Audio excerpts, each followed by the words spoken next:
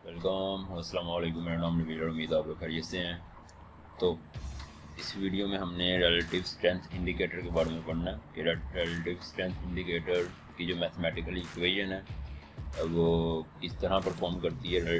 RSI indicator की complete details क्या हैं, वो इक्वेशन परफॉर्म किस तरह करती है एग्जैक्टली, वो जो रेंजेस में हमारे पास डाटा शो होता है स्ट्रेंथ का वो किस तरह से आता है। अब एक चीज़ ज़हन में रखनी है कि जो RSI इंडिकेटर है वो हमारा 0 to 100 की रेंज में ही आता है। जो वैल्यू शो करता है 0 to 100 के इन बिटवीन शो करता है। तो इसकी वैल्यू 0 और 100 के आउटसाइड मूव नहीं करती।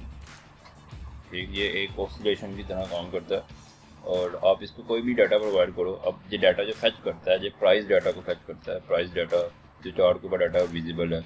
अब प्राइस डाटा इस तरह से है। अब ये अज्यूम कर लो कि वाइट कलर में मैं चार्ट ड्रॉ करता हूँ। अब ये चार्ट है और उसके ऊपर जो प्राइस है वो मैं बिल्कुल शो करता हूँ। ये प्राइस है। अब ये प्राइस की तो कोई रेंज नहीं है। ये प्राइस आपको ये 0 to 100 की रेंज में तो नहीं शो हो रही कि ये 0 है और ये 100 है। प्राइस तो इंडिपेंडेंट है। एक स्पेसिफिक बाउंड्री में तो प्राइस आपको शो नहीं हो रही। प्राइस की कोई बाउंड्री नहीं है। प्राइस अनलिमिटेड बाउंड्री के अंदर रोटेट करती है। इसकी प्राइस मूवमेंट बहुत ज़्यादा बाय ट्रेंड में अगर जाए, बुलिश भी हो तो बहुत अपवर्ड मूव कर सकती है, अगर बहुत बेरिश भी हो तो बहुत बेरिश मूव कर सकती है। लेकिन जो RSI इंडिकेटर है उसमें डाटा आपको हमेशा 0 to 100 की रेंज में ही शो होगा। अब मैथमेटिकल इक्वेशन में ऐसा क्या है जो इस डाटा को 0 to 100 में कन्वर्ट कर देता है। अब हमने वो व्यू करना है। मैं इसको चार्ट को रिमूव करता हूँ और इक्वेशन बताता हूँ। अब जो इक्वेशन है हमारे पास, अगर आपने किसी भी, सिर्फ RSI नहीं बल्कि किसी भी इंडिकेटर में जिसमें आपने ये नेचर इंप्लीमेंट करनी है 0 to 100, आपको कोई भी डाटा प्रोवाइड किया जाए तो आपने उसको परसेंटेज की फॉर्म में कन्वर्ट करके कुछ ऐसा करना चाह रहे हो कि वो हमेशा हमें 0 to 100 की बाउंड्री के अंदर ही अप डाउन शो करे। तो ये मैथमेटिकल इक्वेशन है। RSI के लिए आपने ये करना है, जो RSI है उसका ओरिजिनल उसमें जो इम्प्लीमेंट हो रहा है वो इस तरह से हो रहा है। ये RSI, इसकी वैल्यूज़ हमने 100 minus 100 divided by 1 plus RS। अब ये आपके पास इक्वेशन है। अब इस इक्वेशन में जो सबसे ज़्यादा इम्पोर्टेंट चीज़ है वो ये है, जो ओरिजिनल में रिलेटिव स्ट्रेंथ है वो ये वेरिएबल है। और ये जो आपको 100 minus 100 divided by 1 plus RS मिल रहा है, ये इक्वेशन दरअसल उस डाटा को 0 to 100 की रेंज में कन्वर्ट करती है। बैकएंड से डाटा 0 to 100 की रेंज में नहीं आता, वो ज़्यादा क्वांटिटी में होता है या कम क्वांटिटी में होता है। तो वो ये 0 to 100 के अंदर बाउंडेड नहीं है, उसको 0 to 100 के अंदर बाउंडेड ये इक्वेशन करती है 100 minus 100 divided by 1 plus RS। अब ये जो RS है इसको कहते हैं रिलेटिव स्ट्रेंथ, और ये RSI है ये रिलेटिव स्ट्रेंथ इंडेक्स है। इंडेक्स क्या है? ये 0 to 100 के इन बिटवीन कुछ एक इंडेक्स आइडेंटिफाई करती है कि ये आपकी स्ट्रेंथ की रेंज है।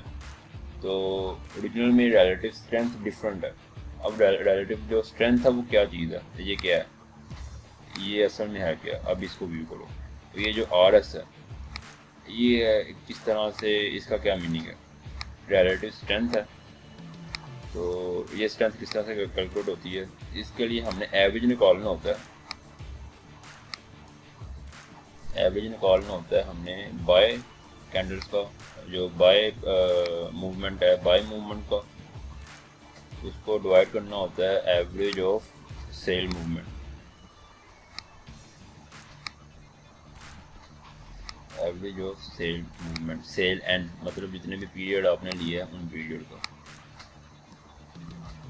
अब ये ओरिजिनल में हमारे पास RS है। अब ये जो रिलेटिव स्ट्रेंथ है, ये जो बॉटम पे ये मैंने बिल्ड किया, अब हमारा कंसर्न इस RS से है जो ग्रीन बॉक्स में मैंने ये इक्वेशन बिल्ड किया है। ये ओरिजिनल में रिलेटिव स्ट्रेंथ इंडेक्स की इक्वेशन है। ये ब्लू में मैंने बिल्ड किया, उस ब्लू में से सिर्फ एक फैक्टर ऐसा है जो कि ओरिजिनल रिलेटिव स्ट्रेंथ को आइडेंटिफाई करता है। अब ये RS क्या है, अब इसको आइडेंटिफाई करने के लिए आपको सिर्फ एक चीज़ रिक्वायर्ड है, वो है नंबर ऑफ कैंडल्स। ठीक है। एक पैरामीटर के तौर पे आपको पीरियड डिसाइड करना पड़ेगा कि किस पीरियड के लिए आपने डाटा, पीरियड मीन्स कि कितनी कैंडल्स का RSI में हम चूज़ करते हैं ना कि लास्ट 10 कैंडल्स हैं, लास्ट 11 कैंडल्स पीरियड है, लास्ट 14 कैंडल्स हैं। अब ये लास्ट 10, 12, 14 ये क्या शो करता है, अब इसको व्यू करते हैं। ये मेरे पास, मैं यहाँ पे एक चार्ट बिल्ड करता हूँ। चार्ट मैं वाइट कलर से कर देता हूँ। ये मेरे पास एक चार्ट है। अब मैं इसको आसानी के लिए मैं चार्ट को थोड़ा सा आगे मूव कर लूँ ताकि एक्सप्लेन करने में आसानी हो मुझे। और यहाँ पे मैं रेंजेस भी डिसाइड कर लेता हूँ। नंबरिंग में मैं नेचुरल नंबर में डाटा को शो करता हूँ, वो इजी होगा एक्सप्लेन करना मेरे लिए। फॉर एग्जांपल मैंने रिलेटिव स्ट्रेंथ का ये एक्सप्लेन करना है। ये समझ लो कि ये हमारे पास ये चार्ट है। अब इस चार्ट की जो प्राइस थी, ये प्राइस 0 है, ये प्राइस 1 है, यहाँ पे 2 हो गई, यहाँ पे 3 हो गई, यहाँ पे 4 हो गई। अब हमारे पास जो कैंडल्स आ रही हैं, तो कैंडल्स आप इस तरह व्यू करोगे, तो कैंडल्स में ब्लू से शो करता हूँ। कैंडल्स ब्लू से मैंने शो की, ये प्राइस अप गई, फिर बॉटम पे, फिर अप, फिर बिलो, फिर अप, और ये चार्ट हमारा इस तरह से मूव कर रहा है। ठीक है। अब इसमें आपने करना क्या, किस तरह से RS कैलकुलेट करना है। पहले ये RS कैलकुलेट होगा, उसके बाद हम RSI कैलकुलेट करेंगे जो कि इंडेक्स है, जो कि इस RS को कन्वर्ट कर देगा 0 to 100 की बाउंड्री में। अब ये हमारे पास चार्ट था, ये चार्ट मूव किया। अब इस चार्ट में जो डाटा है, डाटा को हम इस तरह से करते हैं, मैंने इसकी कैंडल साइज इंक्रीज कर दिया। अपवर्ड कैंडल थी एक यहाँ पे, ये अपवर्ड मूव किया, फिर सेकंड टाइम यहाँ पे भी अपवर्ड मूव किया, उसके बाद ये अपवर्ड मूव किया और ये अपवर्ड मूव किया, उसके बाद यहाँ पे अपवर्ड मूवमेंट आई है, उसके बाद यहाँ पे आई है। ये जो मैंने इसको हाईलाइट नहीं किया, ये डाउनवर्ड मूवमेंट है, इसको भूलो। फिर अगेन यहाँ पे एक मूवमेंट आई और यहाँ पे मूवमेंट आई, फिर ये और ये, उसके बाद यहाँ पे और ये यहाँ पे। अब जो एक बॉक्स है आपके पास, वो उसकी वैल्यू, उसका गैप है 1। ठीक है। जो हमारे पास एक सिंगल बॉक्स है, उसका गैप, ये सिंगल बॉक्स, इसकी वैल्यू है 1। अब हमने बाय बॉक्स देखने हैं, बाय कितने हैं हमारे पास, टोटल कैंडल्स कितनी है, 1 2 3 4 5 6 7 8 9 10 11 12 13 14 15 16 17 18 19 20 21, टोटल 21 कैंडल्स हैं। तो आप ये कह सकते हो कि ये हमारे पास टोटल 21 पीरियड है। तो अगर आपने 21 हैं, 21 कैंडल हैं, लेकिन आप 20 पीरियड रखो। जो कैलकुलेशन हमें रिक्वायर्ड होती हैं, एक कैंडल ज़्यादा रिक्वायर्ड होती है। यहाँ पे आपने अगर 20 पीरियड का RSI कैलकुलेट करना है, तो पीरियड आपने, ये पीरियड आपने क्रिएट कर लिए कि ये हमारे पास 20 पीरियड है ये। ठीक है। पहले मैं इनको ड्रॉ करता हूँ यहाँ पे। और इसके बाद यहाँ पे जो सेल मूवमेंट थी हमारे पास, सेल मूवमेंट आई है, इसको टिक किया थोड़ा सा ताकि इजीली विजिबल हो जाए। ये सेल मूवमेंट 1 2 3 4 5 6 7 8 और ये 9। अब बाय मूवमेंट कितनी है और सेल मूवमेंट कितनी है, इनको सेपरेटली, मतलब जो बॉडीज़ यहाँ पे हमने सिर्फ कैलकुलेट की हैं, सिर्फ बॉडी, यहाँ पे विक इंक्लूड नहीं है। जो ये कैंडल की विक होती है ना, ये इस तरह इसकी विक होती है। अब ये जो विक है ये इंक्लूडेड नहीं है, सिर्फ और सिर्फ बॉडी। ये इसका ओपन और क्लोज, ओपन क्लोज को सेपरेट करो, इसका जो गैप है ओपन क्लोज के इन बिटवीन ये कितना है, बस हमने इसको सम करना है। तो अब यहाँ पे देखो बॉडी कितनी है, बाय की कितनी बिल्ड हुई, 1 2 3 4 5 6 7 8 9 10 11 12। बाय के लिए हमारे पास मतलब जो टिप साइज था, यहाँ पे मैंने नेचुरल नंबर जूम किए थे 0 1 2 3 4, तो उसके अकॉर्डिंगली जो एक बॉक्स की मूवमेंट थी वो 1 थी। तो बाय अपवर्ड कितनी टाइम, अपवर्ड के लिए जो ग्रीन कैंडल्स है हमारी, वो कितना उन्होंने मार्केट मूवमेंट शो किया है, अगर आप उसकी बॉडी को सम करोगे तो वो आपको डाटा प्रोवाइड कर रही है बाय मूवमेंट 12। और सेल मूवमेंट आप व्यू करो 1 2 3 4 5 6 7 8 9 सेल मूवमेंट है हमारे पास 9।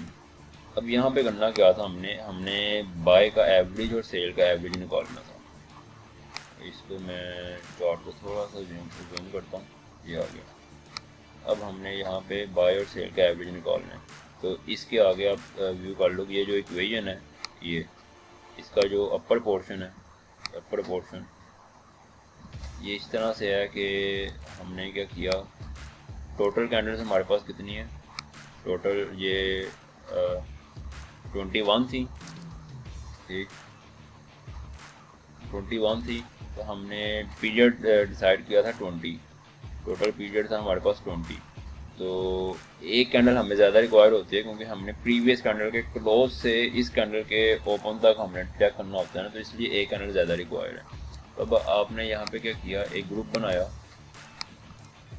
ये 20 कैंडल्स का, ये 20 कैंडल्स का एक ग्रुप है। इस ग्रुप में लास्ट 14 या लास्ट 20 कैंडल्स का ग्रुप है, लास्ट 40 कैंडल्स का ग्रुप है। इस ग्रुप में बाय कैंडल्स कितनी है जो बाय की मूवमेंट है वो रिलेटिवली सेल मूवमेंट के कितनी ज़्यादा है, ये बाय मूवमेंट और सेल मूवमेंट को कंपेयर करती है इक्वेशन।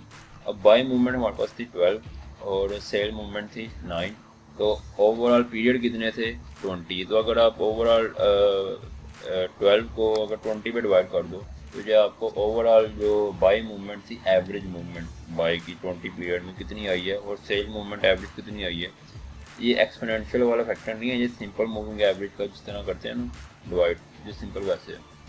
अब यहाँ पे हमने डिवाइड किया 12 डिवाइडेड बाय 20, ठीक है।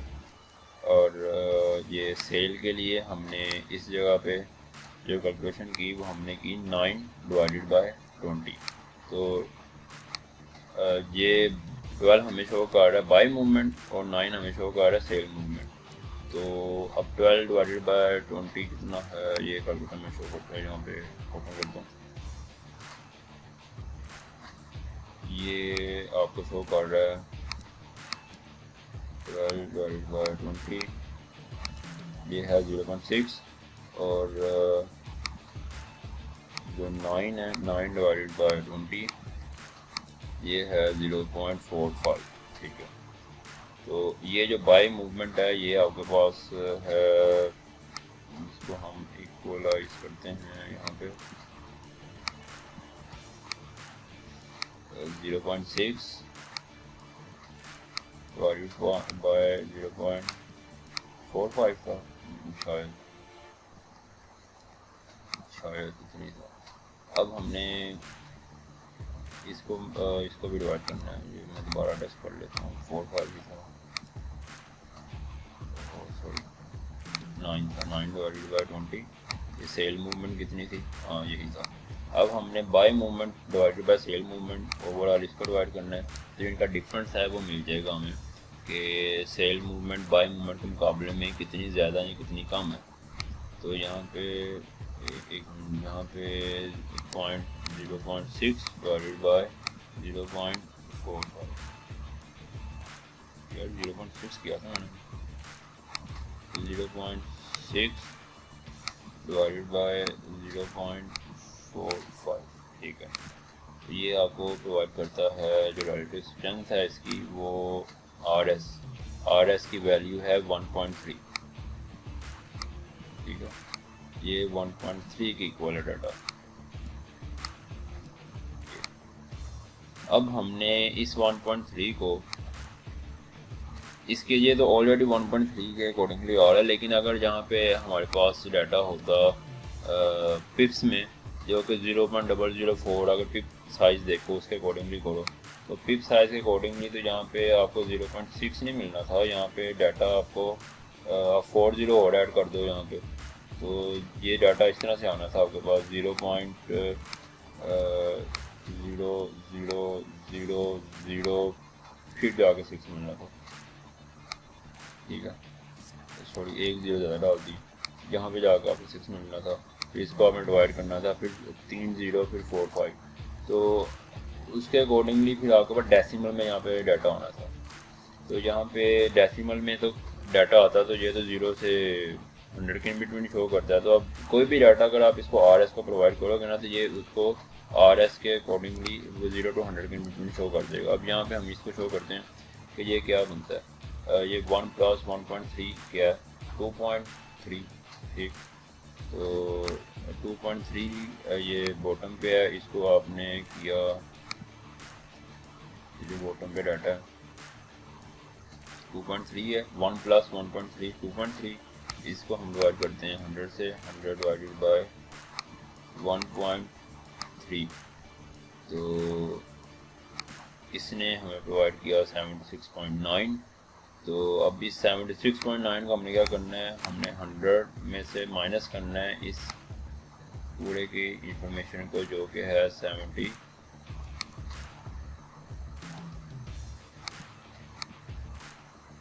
माइनस 76.9, ये सारा 76.9 है। तो 76.9 को हमने डिवाइड करना है, हम माइनस करना है, सब्ट्रैक्ट करना है 100 से।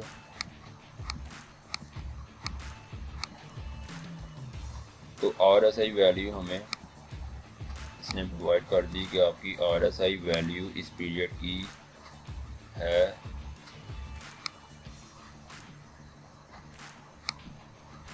23.1, ठीक है।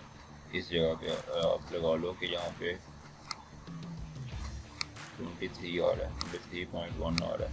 तो जैसे ही एक न्यू कैंडल आएगी इस जगह पे, अगर एक कोई न्यू कैंडल आती है यहाँ पे ब्लो, तो ये जो हमारा पीरियड है, जो हमने लास्ट 20 डिसाइड किया था, फिर हम इधर से एक पीरियड कैंडल कम करके तो हम ये पीरियड यूज़ कर लेंगे लास्ट 20, फिर नेक्स्ट टाइम हमारा ये नेक्स्ट बॉक्स होगा। फिर इस नेक्स्ट बॉक्स में से हमने बाय मूवमेंट और सेल मूवमेंट को कैलकुलेट करना है, उसका एवरेज निकालना है, और उसके बाद रिलेटिव स्ट्रेंथ की जो इक्वेशन है, ये ब्लू कलर में जो मैंने टाइप की है, इसके थ्रू डाटा निकाला। फिर नेक्स्ट जो 20 पीरियड है, प्रीवियस का तो 23.1 आया, नेक्स्ट 20 पीरियड का आपके पास आएगा डाटा, जूम कर लो कि ये 25 पे चला गया, तो वो यहाँ पे ये नेक्स्ट पीरियड का यहाँ पे शो करेगा। उसके बाद फिर नेक्स्ट पीरियड का न्यू कैंडल आ जाएगी, तो पीरियड जब लो का 20 का वो आगे शिफ्ट हो जाएगा, उसको आपने कैलकुलेट करना है।